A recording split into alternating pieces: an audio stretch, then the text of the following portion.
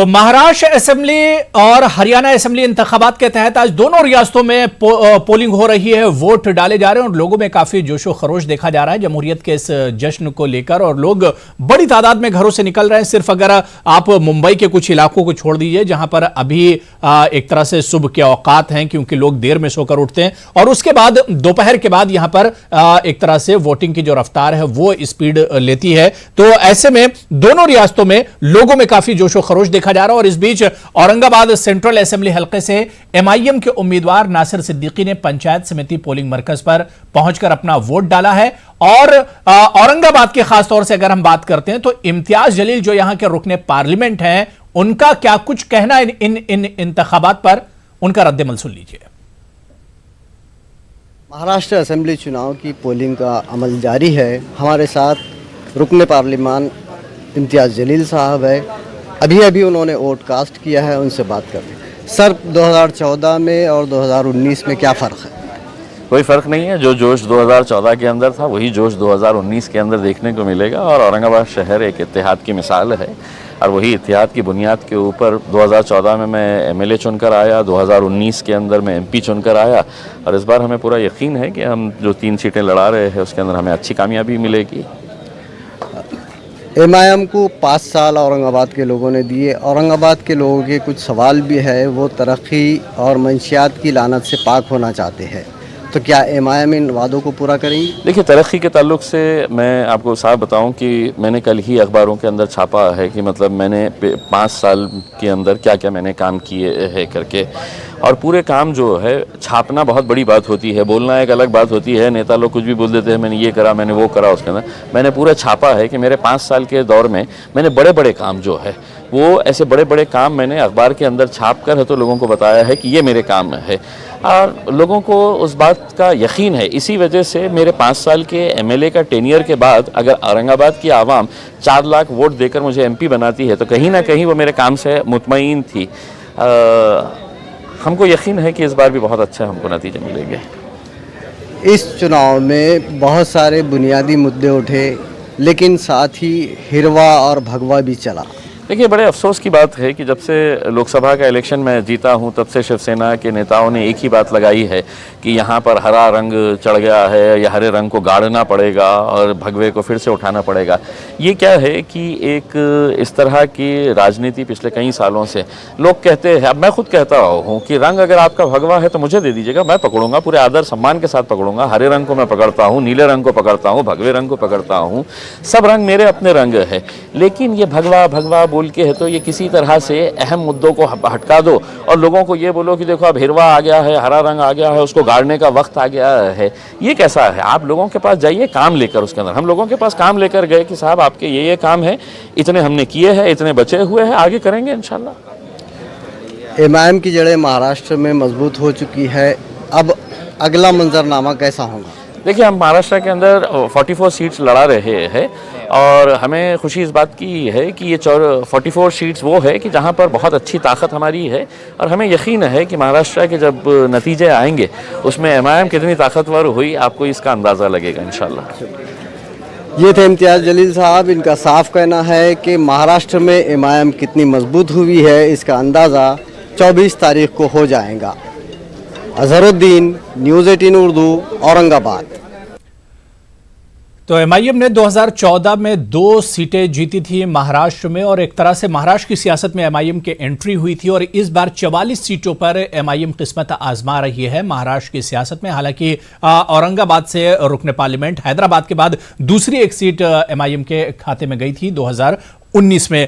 मतलब कुल मिलाकर अगर हम देखते हैं तो महाराष्ट्र की सियासत एक तरह से तस्वीर बहुत ज्यादा क्लियर नहीं कही जा सकती है, क्योंकि एमआईएम वंचित से एक तरह से अलग हुई है। और इसके अलावा अगर हम बात करें तो बीजेपी और शिवसेना इस बार मिलकर लड़ रहे हैं। हालांकि एनसीपी और कांग्रेस की बात करें तो रिवायती तौर पर वो भी एक तरह से इत्तेहाद में है। कुल मिलाकर मुकाबला और यहाँ की जो सियासी जो लड़ाई है वो बड़ी दिलचस्प एक तरह से नजर आती है। इस बीच मेरे साथ 2 खास मेहमान, पहले से निरंजन शेट्टी साहब स्पोक्स पर्सन है बीजेपी के, वो लगातार जुड़े हुए हैं। और अब अलनासिर जकरिया साहब लीडर हैं कांग्रेस के, वो भी मेरे साथ इस प्रोग्राम में जुड़ चुके हैं। अलनासिर जकरिया साहब, आपका भी बहुत इस्तकबाल है न्यूज़ 18 उर्दू में। निरंजन शेट्टी साहब पहले से हमारे साथ जुड़े हुए हैं। अलनासिर जकरिया साहब, 5 साल के बाद एक बार फिर इम्तिहान की घड़ी आ गई है। जी अस्सलाम वालेकुम अबू हैदर साहब और आपके तमाम सामीन। इंशाल्लाह में उम्मीद है इस बार voters Indian National Congress, NCP और आरपीआई की जो महागठबंधन है उसको समर्थन देंगे, महाराष्ट्र में ताउन देंगे, साथ देंगे और हमारी हुकूमत महाराष्ट्र में इंशाल्लाह नाफिज होगी। अल्लाह कारण ये है जी कि बिल्कुल बात पूरी कर लीजिए। 5 साल वादों की बारिशें हुई है हबूरारा साहब, सिर्फ वादे पे वादा, वादे पे वादा, वादे पे वादा। ग्राउंड रियलिटी तो सिफर है, कुछ नहीं हुआ। हकीकत ये किसान का मुद्दा लो, आप नौजवानों का मुद्दा लो, आम नागरिक का मुद्दा लो, रोजी रोजगार, इंफ्रास्ट्रक्चर, करप्शन तो जेनिथ पे था। सबको क्लीन चिट बांटी गई है और यही लोग बांटते हैं। घर का भेदी लंका ढाए। तो हमें अफसोस होता है ये बातें सब बताने के लिए, लेकिन अवाम बड़ी होशियार है, जनता बड़ी होशियार है। तो ये बताने में अफसोस क्यों होता है? ये तो जिम्मेदारी होती है अपोजिशन की कि वो इन इश्यूज को लेकर सड़कों पर आए। हमने देखा कि महाराष्ट्र में अपोजिशन गायब था। अब आप कह रहे हैं कि ये सब चीज बताने में अफसोस हो रहा है। अफसोस किस बात का? अपोजिशन की तो जिम्मेदारी होती है अल नासिर जकरिया साहब कि वो चीजों को लेकर आए सड़कों पर। अफसोस इसलिए हो रहा है कि जो चोरी कर रहा है वजीर आला उसको क्लीन चिट दे रहे हैं, उस पर अफसोस हो रहा है। हम तो ऑपोजिशन का रोल अदा किए, हाउस के अंदर, हाउस के बाहर, सड़कों पर, असेंबली में, पार्लियामेंट में। बताइए आप, अगर एक मुख्यमंत्री, एक वजीर आला जिसकी जिम्मेदारी है above party lines for the progress and prosperity of the state, वो जब कहता है, आप देखिए ना इनके जितने भी करप्ट मंत्री है, इन्होंने इनको टिकट भी नहीं बांटा। तो ये बात की दलील है कि ये तो चोरी चकारी की है, इन लोगों ने करप्शन में इन्वॉल्व है। निरंजन शेट्टी साहब, उसका फैसला, निरंजन शेट्टी साहब, अल नासिर जकरिया साहब जो ये बातें बता रहे, कितना क्या वाकई में इन बातों में दम है? क्या वाकई में सिर्फ 5 साल सिर्फ वादे किए गए, उस पर काम कुछ नहीं हुआ? शेट्टी साहब, मुझे लगता है कि जकरिया साहब बहुत दिनों के पश्चात मेन स्ट्रीम में काम करने में आए हैं।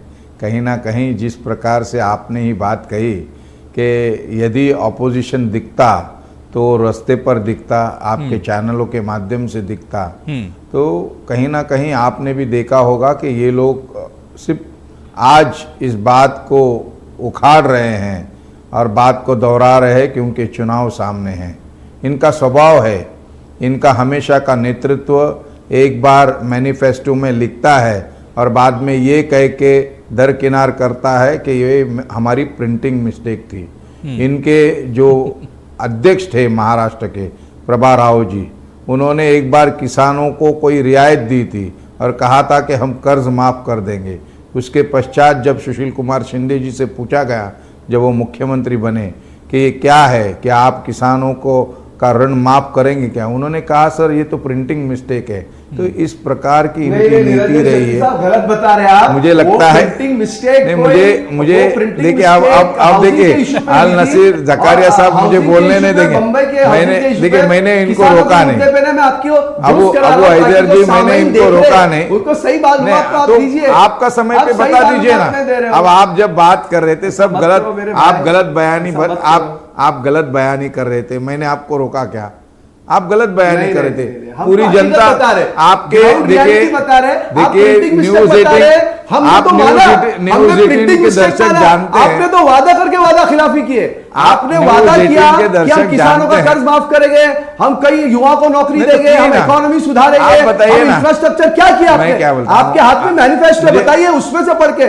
अब 2014 का वादा, 2019 का वादा, ये बस चलता है। अल नासिर जकरिया साहब सुन लीजिए, अल नासिर जकरिया साहब, नसीर जकरिया साहब अल नासिर जकरिया नहीं दे रहे, अल नासिर जकरिया, मैं ये चाह रहा हूं कि निरंजन जी बात पूरी कर ले, फिर आप अपनी बात रखिए, क्योंकि मैंने आपकी ही बात का, आपने जो सवाल उठाए थे उसी का जवाब मैंने निरंजन जी से लिया है। निरंजन जी जल्दी से बात पूरी कर लीजिए। सर मैं संरक्षण चाहता हूं आपके माध्यम से। नसीर साहब मुझे बोलने नहीं देंगे तो नहीं आप बोलिए, आप बोलिए। दर्शक तक कैसे पहुंचा पाऊं? बिल्कुल बिल्कुल। अबू साहब मैं ये बता देना चाहता हूं कि इनकी फितरत रही है कांग्रेस और एनसीपी की कि ये बात, मतलब हम इंदिरा गांधी से लेकर अब तक की बात करेंगे इन्होंने बात गरीबी को हटाने की कर दी, तो गरीबी हट गए। नहीं भाई, इतना है ना? इतना पूरी की पीछे तरह कहाँ चले जाते हैं पूरी आप निरंजन देखे शेट्टी होंगे साहब? कि अब पूरा का पूरा गरीब हट गया। आप क्या 30-40 इस साल प्रकार की पीछे चले बातें- जा रहे हैं। मैं कह रहा हूं कि पिछले 5 साल की बात होनी चाहिए। पिछले 5 साल में क्या कुछ हुआ? अबू साहब, मैं ये बहुत अच्छा बात किया आपने। अबू साहब, मैं आपको धन्यवाद देना चाहता हूँ, शुक्रिया अदा करना चाहता हूँ कि आप मुझे 40 साल पीछे नहीं लेके जाना चाहते। लेकिन जब कभी आप मूल्यांकन करेंगे तो मूल्यांकन क्या इस आधार पे नहीं होगा कि पिछले अनेक सालों तक इनकी सरकारें रही, इनकी रियासतें रही, इस प्रकार से इन्होंने काम किया। पिछले 65 सालों में इन्होंने काम किया। आज भी यदि जनता तकलीफ में है तो ये इनको समझना चाहिए। यदि आज अल नसीर ज़करिया साहब इस मंच से चिल्ला रहे हैं और ये कह रहे हैं कि ये सब काम नहीं हुए, तो कहीं ना कहीं हम कहते हैं कि इसके आत्मचिंतन करने की आवश्यकता अल नसीर ज़करिया को है।